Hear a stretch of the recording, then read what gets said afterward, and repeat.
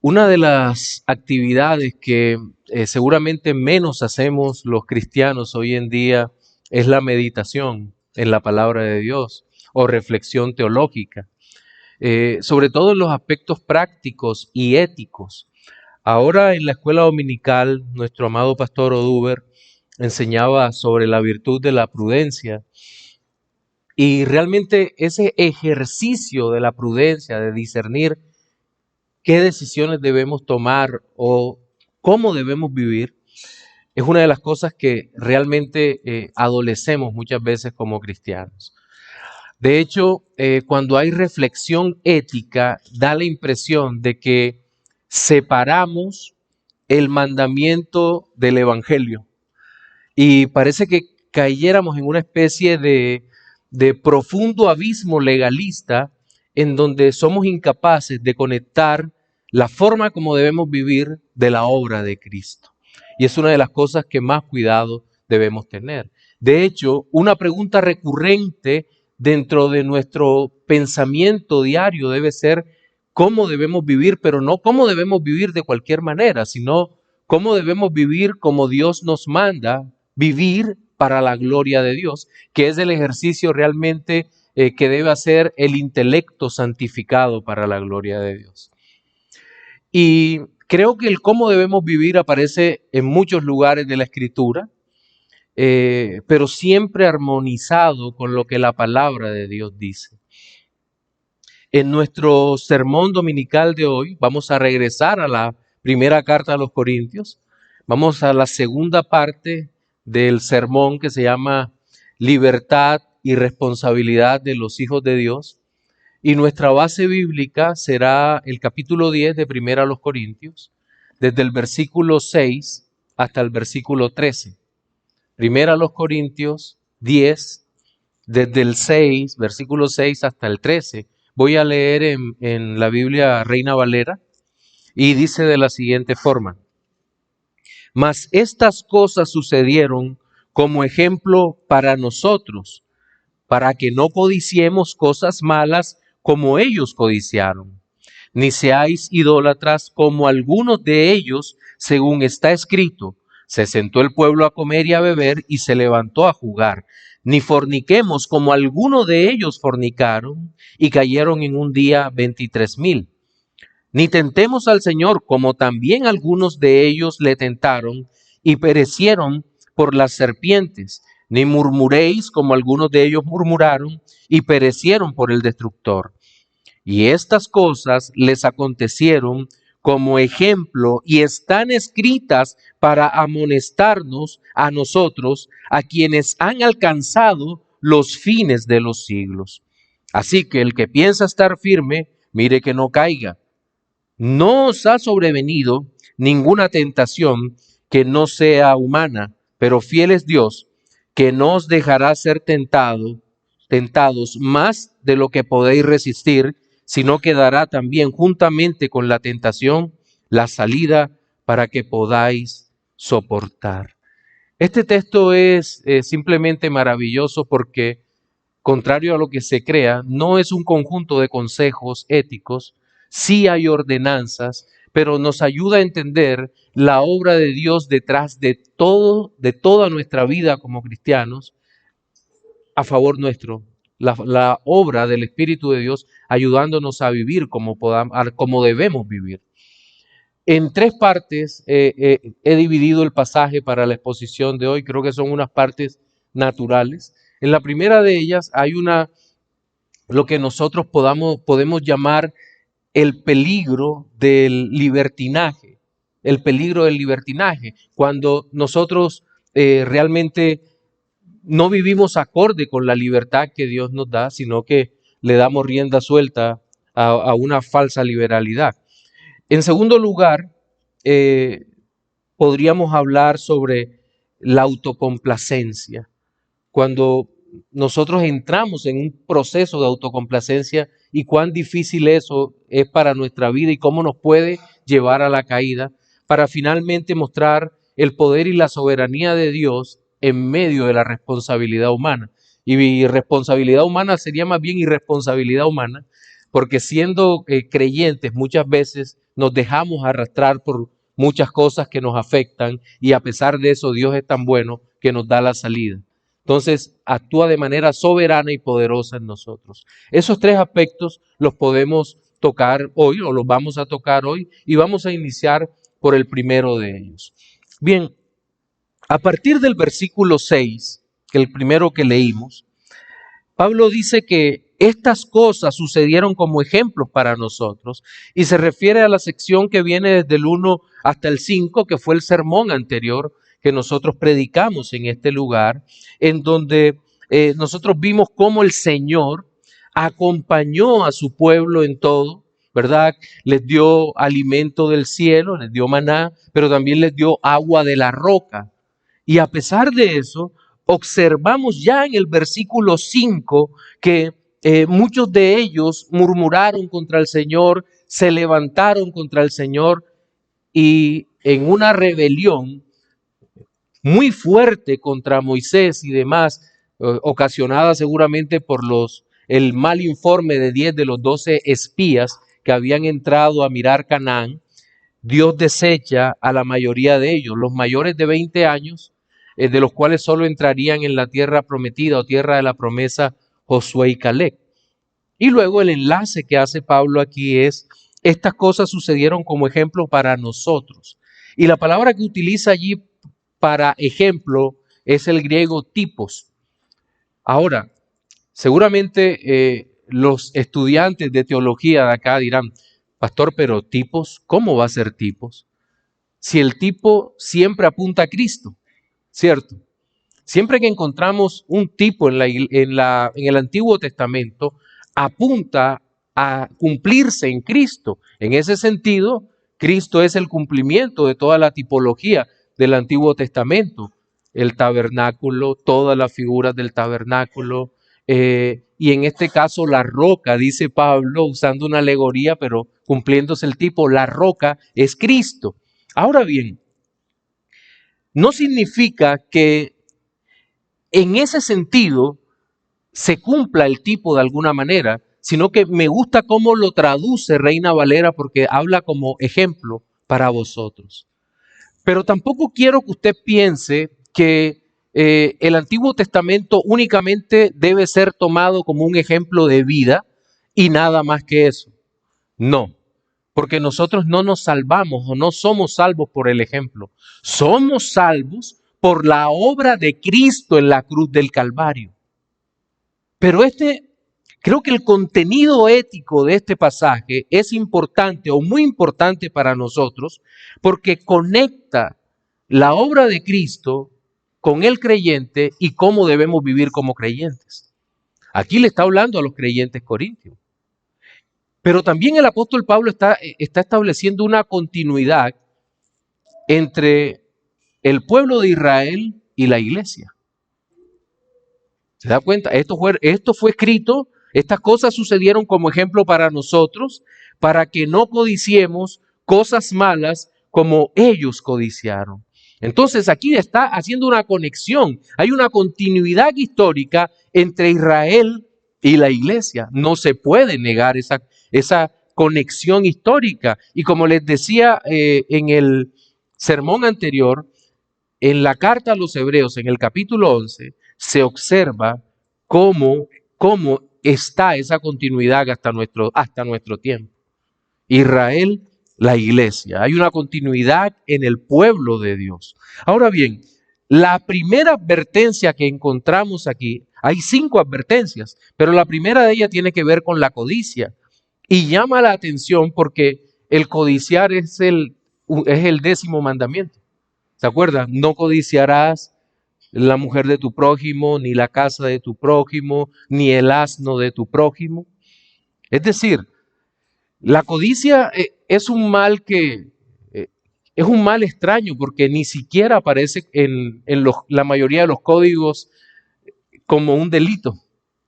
Pero no alcanzamos a ver el mal que puede producir la codicia en nuestras almas. ¿Y qué es codiciar? Es anhelar con un corazón ardiente aquello que Dios no nos ha concedido. Hay deseos válidos. Nosotros podemos tener deseos válidos por muchas cosas, pero le aseguro que hay cosas que Dios simplemente no nos ha concedido y que pueden ser un problema muy grave en nuestra alma. Es que el deseo de mi corazón es esto y yo quiero esto por encima de todo. Y tal vez Dios, a través de las mismas circunstancias de la vida, nos puede estar diciendo, eso no te lo voy a dar, o no te lo voy a conceder, o no por el momento.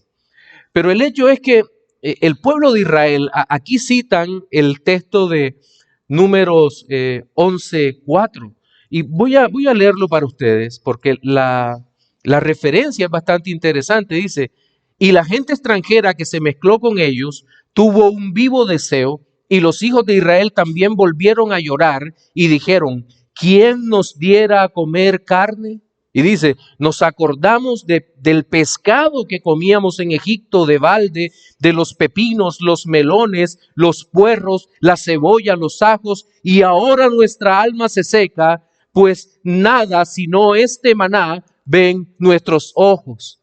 ¿Sabe lo que estaba haciendo el pueblo, este pueblo que estaba aquí en el desierto? Este pueblo había sido liberado de la esclavitud, de la opresión, del trabajo de sol a sol.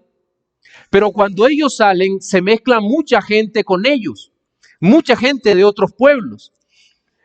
Dios les da, yo les decía que aquí hay un tema logístico impresionante, porque el pueblo salió sin alimentos. Yo no sé en cuánto tiempo se hubiesen acabado los ganados que ellos llevaban. Pero el Dios Todopoderoso les proporciona pan del cielo, maná, y agua de la roca. Dios los sostuvo con eso. Pero nosotros sabemos que hay un símbolo detrás del maná. En el mismo capítulo 10 de Primera a los Corintios, versículo 3, lo expusimos la semana anterior, dice, todos comieron el mismo alimento espiritual. Es decir, tanto aquí como en el Evangelio de Juan, el maná tiene una connotación espiritual.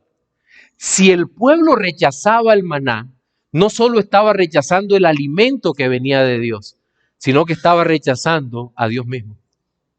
Estaban rechazando la obra de Cristo.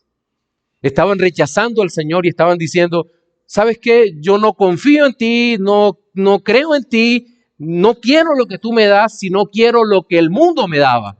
Quiero lo que Egipto me daba. Volvamos al pueblo de Israel. Israel se centra en que tenían que regresar a Egipto, porque allá comían mejor, cosa que seguramente no era verdad. Que allá vivían mejor, cosa que seguramente tampoco era verdad, porque eran esclavos, no tenían libertades. Y en este momento empezaron a codiciar.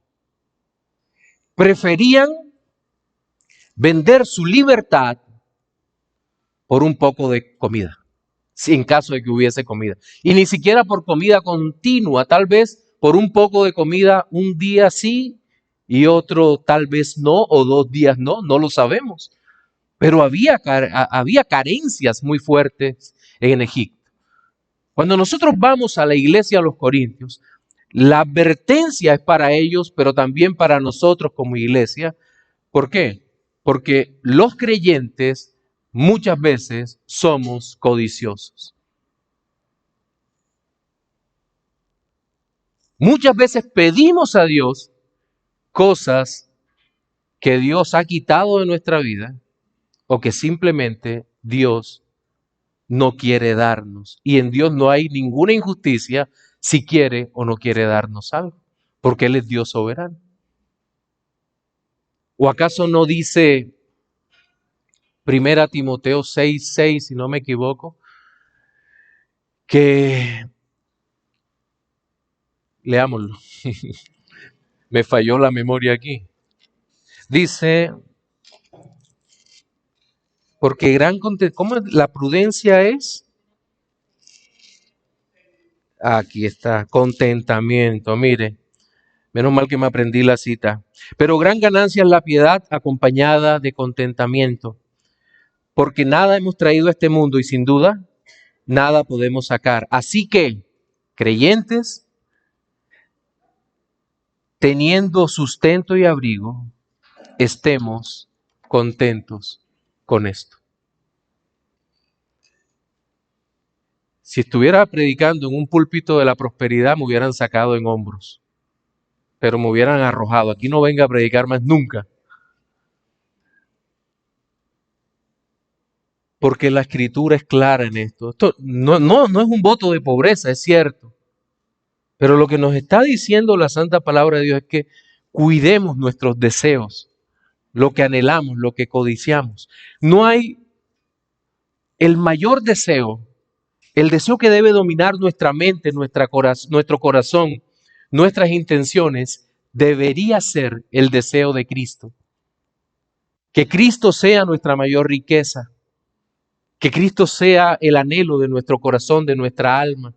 Ser como Cristo, vivir para Cristo, debería ser. Pero el tema es que la Escritura nos dice que a veces no es. Entonces aquí tenemos un primer problema, un primer pecado que es censurado. Cuidado con la codicia, porque muchos de ellos codiciaron cosas malas. Ni seáis idólatras como alguno de ellos, según está escrito, se sentó el pueblo a comer y a beber y se levantó a jugar. Miren, y aquí la referencia con casi total seguridad es a lo que ocurrió con el becerro de oro. Si usted recuerda, Dios llama a Moisés a la cumbre del monte, al Sinaí, entrega la ley, empieza a hablar con Moisés, pero en ese tiempo, mientras Dios está dando la ley a Moisés, el pueblo está pervirtiéndose en su idolatría.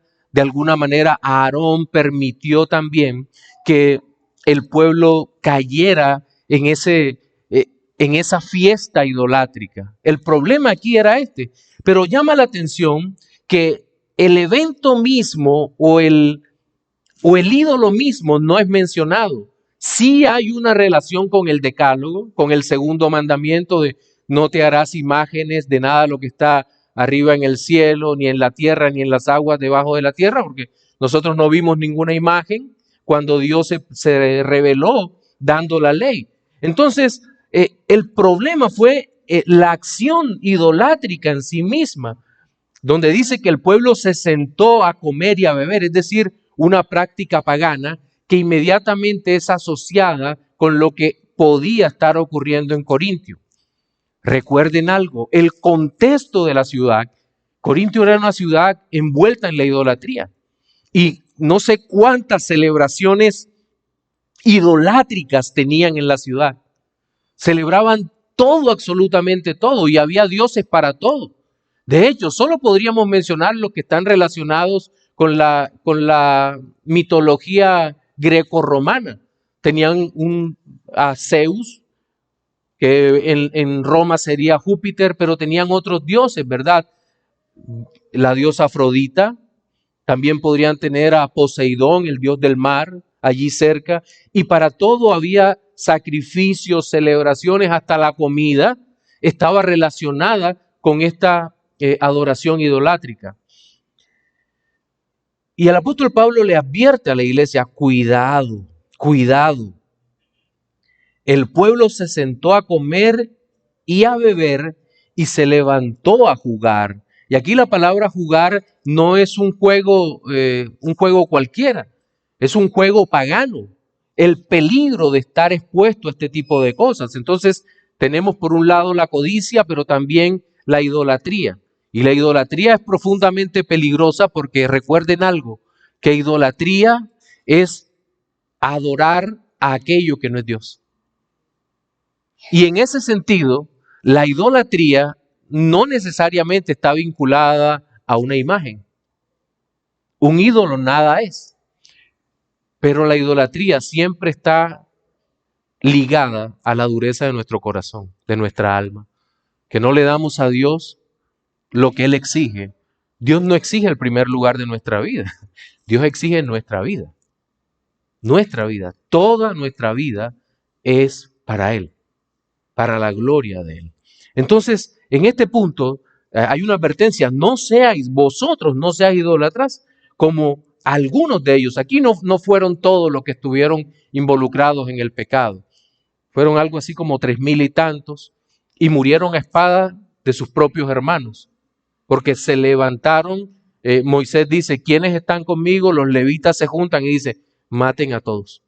Todos los que están involucrados en ese pecado deben morir, porque han puesto a otro Dios en lugar del Dios verdadero, que no quede ninguno. Y fue una orden de Dios. En tercer lugar, dice: ni forniquemos como algunos de ellos fornicaron y cayeron en un día 23,000. Y este otro pecado tiene que ver con el séptimo mandamiento, el de no cometer adulterio, que enfoca un solo tipo de relación que Dios permite, la relación del matrimonio. Todo lo demás, a pesar de los libertinos sexuales que hoy quieran aparecer, tienen que reconocer que Dios solo acepta un tipo de relación, un matrimonio monógamo entre un hombre y una mujer. Ni forniquemos como algunos de ellos fornicaron y cayeron en un día 23,000. Y el evento al cual se refiere seguramente es Números capítulo 25. Antes, el falso o pseudo profeta Balaam ha sido llamado por Balac, rey de Moab, para que maldijera al pueblo de Israel. Y como ya lo habíamos dicho, este hombre se levanta y 3 veces bendice a Israel, no lo maldice. Balac se molesta muchísimo, el rey, y le dice: yo te traje para que maldigas a Israel y tú lo has bendecido ya 3 veces. Y si lo bendices, no lo bendigas, por lo menos no lo bendigas, si no lo vas a maldecir. Y Balaam, luego todo digno, dice: yo te dije a ti, oh rey, que aunque me dieras tu casa llena de oro, yo en ninguna manera voy a decir algo que el Señor no haya dicho. ¡Cuánta piedad! Mentira. Después le dijo: mira, ellos no van a caer así, yo te voy a dar la clave para que el pueblo de Israel caiga. ¿Y qué le dijo? Envía a las mujeres, envíalas en medio de este culto pagano, invítalos, y cuando estos empiecen a fornicar, la ira de su Dios se va a levantar contra ellos. Así hicieron, y dice que cayeron. El texto dice 24,000, el del Antiguo Testamento, pero aquí Pablo dice 23,000. Hay varias soluciones sobre eso. Los liberales dicen: falló la memoria de Pablo, como falló hace un instante la memoria del pastor Alex. No se trata de eso. Calvino diría: es un rango. Pablo dio el rango inferior, Moisés dio el rango superior. No, prefiero o concuerdo más con León Morris, quien dice que seguramente Pablo descuenta 1,000 que ya habían sido previamente juzgados o muertos debido a lo que había ocurrido, porque estos murieron fue también por plaga. Pero luego, bueno, tenemos 3 pecados acá, ¿verdad? Codicia, idolatría, inmoralidad sexual, pero luego viene: ni tentemos al Señor, como también algunos de ellos le tentaron y perecieron por las serpientes. Y aquí nuevamente el pueblo se levantó y otra vez el punto fue el maná. El maná. Pero por este pan tan liviano, todos los días el mismo, lo mismo. Este pan es demasiado liviano. Y empezaron a murmurar contra el Señor. Y el Señor envió serpientes, probablemente víboras, elápidos, que son de la familia de las cobras. Serpientes que mataban de manera dolorosa y muy rápido. Pero tenga esto en mente, porque seguramente lo vamos a tocar al final. No obstante, Dios ordena que se haga una serpiente de bronce. Levantan la serpiente de bronce y todo el que era mordido por su pecado miraba a la serpiente de bronce y era sanado. Era un tema de fe. Y en el siguiente, tentar al Señor, y en el versículo 10 dice: murmurar como algunos de ellos murmuraron y perecieron por el destructor. Y aquí la referencia es a Números 16. Si usted recuerda, allí está toda aquella rebelión de los hijos de Coré. Coré, Datán y Abirán se van a levantar en contra del liderazgo de Moisés. Pero más allá del liderazgo de Moisés, se estaban levantando contra la voluntad del Señor. No es, y atentos a esto, no es que no puedan criticar a un ministro. Si una crítica es honesta y puede y llama al ministro y se lo dice de frente, no hay ningún problema. El problema es criticar la voluntad del Señor, y en este caso Moisés operaba como un mediador o como el mediador entre Dios y el pueblo. El pueblo no, recibía la palabra, era a través de Moisés. Coré, Datán y Abirán se levantan y dicen, miren, Dios también habla a través de nosotros.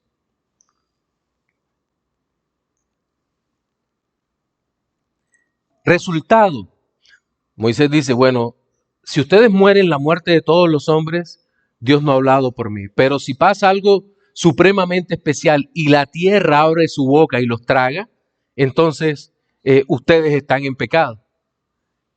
Y 250 personas, Coré, Datán y Abirán, y muchos de los rebeldes mueren. Pero a pesar de la muerte extraordinariamente extraña de estos hombres, el pueblo siguió murmurando.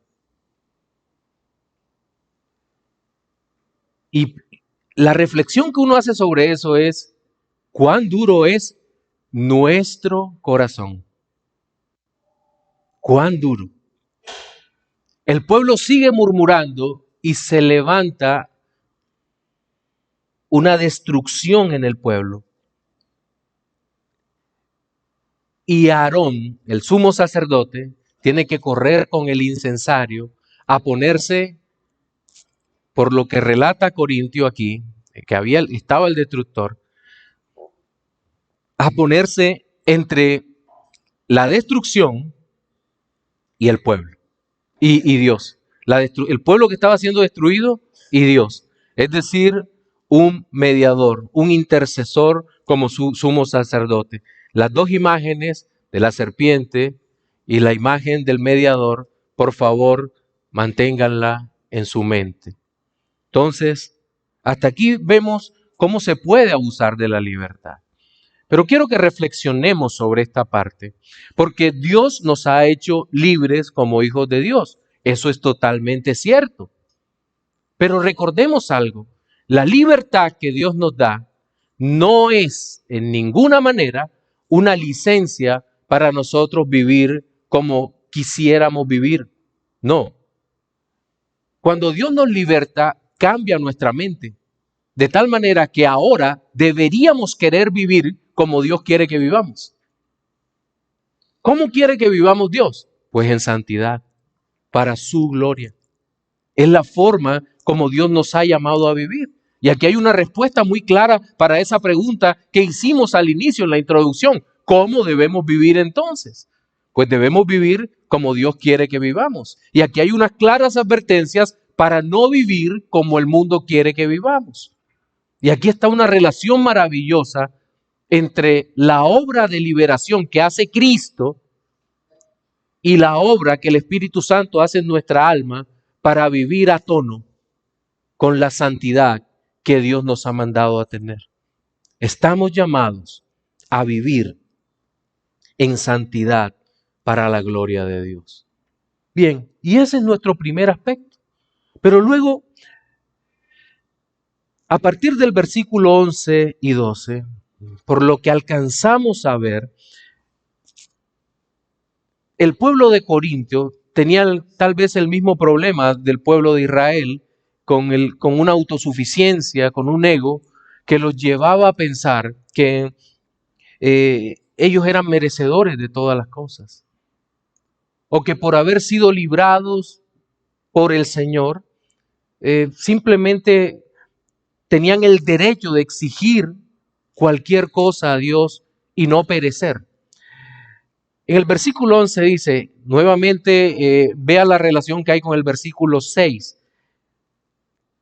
Y estas cosas les acontecieron como ejemplo, nuevamente la palabra ejemplo, o tipos, y están escritas para amonestarnos a nosotros, a quienes han alcanzado los fines de los siglos. El propósito de Dios queda nuevamente expuesto en este pasaje. Está en el versículo 6 y está ahora. Eso sucedió como ejemplo para vosotros. Sí, pero es un ejemplo para los hijos de Dios, para que tengamos cuidado de que si bien hemos sido liberados, no hemos sido aún perfeccionados y el pecado nos puede estar alcanzando. Cuidado con esto, para amonestarnos a quienes han alcanzado los fines de los siglos. Y aquí fines de los siglos no se refiere a que la historia estaba cerrándose, sino que, como sabemos, el fin de los tiempos, el fin de los siglos o los postreros días corresponden a los días a partir de la primera venida de Cristo y hasta su segunda venida. De hecho, la carta a los Hebreos en su capítulo 1 dice, a partir del versículo 1, Dios, habiendo hablado muchas veces a los padres por los profetas, en estos postreros tiempos nos ha hablado por el Hijo.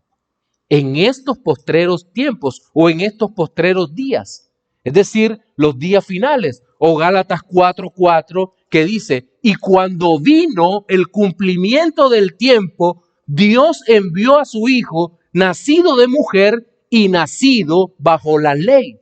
Es decir, estamos realmente en los postreros días. ¿Cuánto duran los postreros días? Hasta que Cristo regrese por segunda vez. Y entonces el Señor nos dice acá que los que hemos alcanzado estos fines de los tiempos debemos vivir con mucho cuidado, observando lo que pasó antes. Es decir, la historia tiene un propósito, porque no es cualquier historia. La historia redentora, la historia de la obra de Dios a través del tiempo, tiene un propósito teológico, tiene un propósito de que cada uno de nosotros pueda reflexionar sobre el significado de esa historia. Es para amonestarnos. ¿Se da cuenta por qué es tan importante leer los relatos de las crónicas o los reyes? ¿O por qué es tan importante leer los libros proféticos, muchas veces tan difíciles de leer? ¿Por qué? Porque hay un contenido. Ahora, no podemos saltar del texto a la aplicación personal, sino que hay que hacer un ejercicio de interpretación muy serio con toda la historia redentora. ¿Por qué? Porque tiene su propio significado en la Escritura. Dios nos da el hecho, Dios nos da la interpretación. Y siempre, siempre, siempre apuntará a la persona de Cristo, aunque esté en Crónicas o aunque esté en cualquier lugar de la Escritura. Ahora bien, ya en el versículo 12, Pablo les advierte, a tono con lo que estamos diciendo, miren el peligro de la autosuficiencia. Así que el que piensa estar firme, mire que no caiga. ¿Por qué? Seguramente el pueblo de Israel, cuando sale de Egipto, dice, wow, primera semana de viaje. Nuestro Dios es maravilloso. ¿Vieron cómo acabó con los primogénitos de Egipto? ¿Vieron cómo caía la lluvia y el fuego se levantaba del piso? Caía el granizo y se levantaba el fuego. Eso nunca lo habíamos visto. Los rayos que caían. ¡Wow! ¿Y qué podemos decir? El mar rojo abierto, pasamos en seco y echó al mar los carros del faraón. Cuánto gozo, cuánta alegría. Somos privilegiados porque el Señor nos ha redimido. Pero de pronto, después, ¿qué pasó? Señor, este maná tan ligero. Señor, no hay agua. Señor, los líderes que has puesto a nosotros. Señor, y la queja, y la queja, y el pecado. Ellos se deleitaban en Dios y se sintieron firmes, pero cayeron. La iglesia de los Corintios era una iglesia que sabía que Dios los había liberado, como dice en otra parte de la misma carta, del robo, de la impureza sexual, de la idolatría, de la codicia, de los afanes del mundo. Y seguramente decían, wow, el Señor nos ha liberado con poder. Pero ¿qué pasó? Muchos de ellos practicaron todos y cada uno de los pecados que aparecen relatados en estos primeros versículos. ¿O acaso Pablo no le tocó exhortar a la iglesia para que pusieran en disciplina a un hombre que tenía por esposa, por mujer a su propia madrastra? ¿Y qué decir de los divisores, de los codiciosos? ¿Y cómo aplicamos esto en nuestro tiempo como hijos de Dios, como creyentes? ¿Somos suficientemente fuertes para creer que ya nada nos afecta? No, ya Dios me liberó. ¿Cuánta autosuficiencia y arrogancia puede haber en nuestros corazones? En nuestros corazones. No, yo no caigo. Yo no caigo. ¿No? ¿Estás seguro? Porque la Biblia, que es la palabra de Dios, dice que el que piensa estar firme, mire que no caiga. El que piensa estar firme. Yo no me imagino a Coré, perverso, malvado, impío, pero no me imagino haciendo un plan en esa primera semana para usurpar el puesto de Moisés. Ese deseo le llegó después. Ahora, Coré no era creyente. Amén, no era creyente. Pero hablemos de los creyentes. Ninguno de nosotros hoy aquí, este domingo, estará pensando o planeando algún pecado.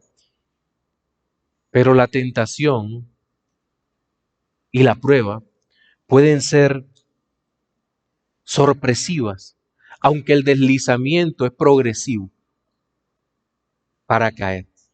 Así que, amados en la fe, cuidémonos de no caer en este tipo de pecados y de caer en la arrogancia de nuestra propia alma. Pero finalmente Dios ha provisto, Dios nos conoce perfectamente, Él ha decretado todas las cosas y Dios ha provisto la salida para cuando de todos modos caigamos. Porque Él lo sabe todo. Y aquí es donde vemos la soberanía y el poder de Dios. Ya en el versículo 13 dice, no os ha sobrevenido ninguna tentación que no sea humana, pero fiel es Dios, que no os dejará ser tentados más de lo que podéis resistir, sino que dará también juntamente con la tentación la salida para que podáis soportar. Muchas cosas a tener en cuenta en este pasaje, que podría ser ese solo versículo un sermón larguísimo. Pero hagamos un resumen de este pasaje. Gabriel, deja el ruido. Mi nieto siempre con el ruido. No os ha sobrevenido ninguna tentación. Aquí la palabra tentación se puede traducir de dos maneras. Se puede traducir como tentación o como prueba. Dios no puede ser tentado ni él tienta a nadie. El gran tentador es Satanás, ¿cierto? Y si queremos separar la tentación de la prueba, tendríamos que considerar que Job fue tentado o fue probado. Las dos cosas. Las dos cosas. El gran tentador es Satanás, que intenta acabar con Job. El propósito de la tentación es acabar con nosotros, de barrernos, de destruirnos. Ese es el propósito de la tentación. El propósito de la prueba no es que Dios sepa, sino que nosotros sepamos lo que hay en nuestro corazón y cuán débiles somos. Dios lo sabe todo. Un ejemplo de una prueba totalmente dada por Dios. Abraham, cuando Dios le pide que le entregue a su hijo Isaac. Ahí no hay mediación de ningún diablo ni nada por el estilo. Dios le dice, dame a tu hijo, a tu único, a Isaac, el que amas. Sí, Señor. Eso es una prueba. Ya Abraham, ya sé que tú me amas, ahora tú también lo sabes. Entonces, debemos tener cuidado. ¿De qué está hablando entonces Pablo aquí? Siendo que la palabra en griego es la misma. Pues de las dos, nuevamente, está hablando de las dos cosas. La tentación y la prueba. No nos ha sobrevenido ninguna tentación o prueba que no sea humana. Es decir, que ningún hombre haya padecido antes. ¿Cuáles? Pues en el contexto del pasaje que estamos leyendo, tienen que ver con tentaciones relacionadas con la codicia, con la idolatría, con la impureza sexual, con tentar al Señor, con murmurar. Todo eso tiene que ver con las pruebas que dice el texto. Y todas estas han sido padecidas por muchas personas mucho antes que nosotros, por creyentes mucho antes que nosotros. Lo digo porque muchas veces puede pasar que alguien tenga la percepción de que está viviendo una prueba totalmente distinta, dura, a lo que los demás están viviendo.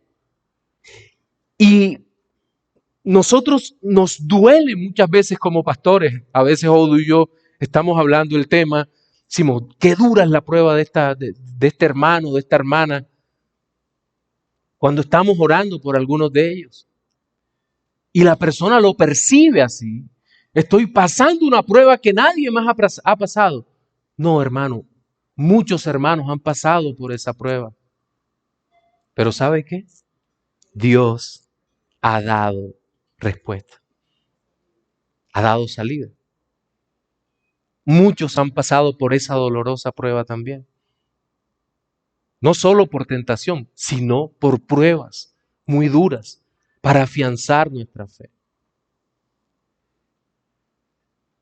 Pero fiel es Dios, que no dejará ser tentados más de lo que podéis resistir. En algún momento el Dios Todopoderoso nos va a dar la salida. Y me llama la atención que el apóstol Pablo ha usado los ejemplos del éxodo. Aunque aquí no utiliza la palabra éxodo en salida, no. Creo que es ekbais, es tomar fuera, la partícula griega de tomar fuera. Y es una salida milagrosa o providencial, mejor. Porque es una salida en donde aparentemente no se ve por dónde podamos salir. Les pongo el ejemplo nuevamente de los Israel pasando el desierto, están frente al Mar Rojo. ¿Y qué salida había? ¿Cuál de los israelitas se imaginó siquiera que se iba a abrir el mar? Ninguno. Ninguno de ellos. Ni en la más remota de las imaginaciones se les iba a ocurrir que Dios abrió el mar. Pero quiero ir posteriormente ya en el desierto a las salidas provistas por Dios, aún para el pecado del pueblo. Les dije que guardaran dos imágenes en sus mentes, ¿cierto? Me está funcionando de nuevo la memoria. Las serpientes en el desierto. El pueblo tienta a Dios, las serpientes empiezan a morder, estaban en todos los lugares y Dios había provisto una serpiente de bronce.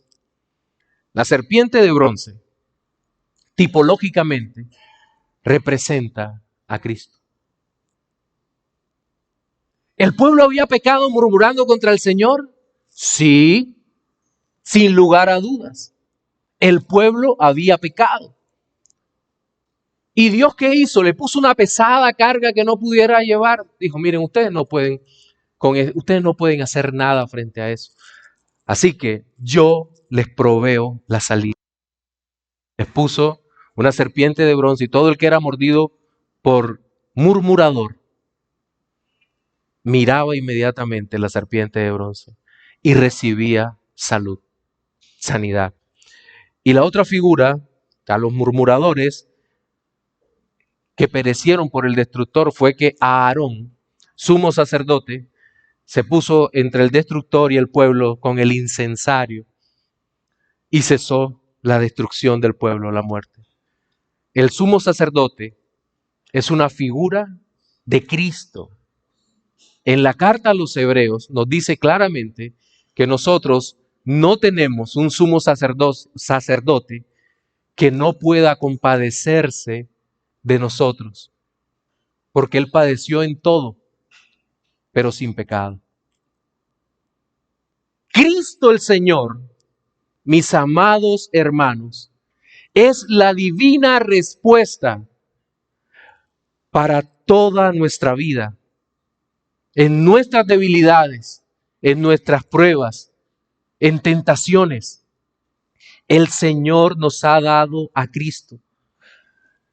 ¿Usted quiere que Dios le dé más? Dios le ha dado todo. Le ha dado a Cristo. Cristo es suyo. No para pedir locuras ni nada por el estilo. Cristo es suyo para vida eterna. Cristo es suyo para consuelo eterno. Cristo es suyo para salvación eterna. Cristo, amados, es nuestro. Es nuestro Señor, nuestro gran Redentor, nuestro amoroso Dios que se hizo hombre. Dios nos ha dado salida a nuestras tentaciones, a nuestras pruebas. No cantamos el himno que dice: cuando en la lucha falta la fe y el alma vese desfallecer, Cristo nos dice: siempre os daré gracia divina, santo poder. Para los no creyentes, amigo, el mundo está lleno de tentación, pecado, dolor, tristeza, muerte. No hay salida. El mundo no tiene salida. No puedes escapar con un esfuerzo de tu pecado. No puedes escapar de todo lo que el mundo tiene. Y al final la muerte y la condenación eterna te pueden alcanzar. Por eso el llamado en esta mañana es para que corras a los pies de Cristo, le pidas perdón y seas integrado como parte de este pueblo redimido, la iglesia, que vive para la gloria de Dios. Ven a los pies de Cristo, corre a Él. Para mis hermanos en la fe, todo consuelo prometido por Dios ha sido entregado en Cristo. Cristo es el tesoro de los tesoros, la perla de gran precio para nosotros. Cristo es todo lo que anhelamos, Cristo es todo lo que deseamos en esta vida y en la venidera. Por lo tanto, consagrémonos totalmente a Cristo, busquemos su rostro, oremos, procuremos estar en su presencia, porque el Señor Dios Todopoderoso nos ha dado a Cristo como Redentor, Señor, Consolador, para gloria de Él. Amén.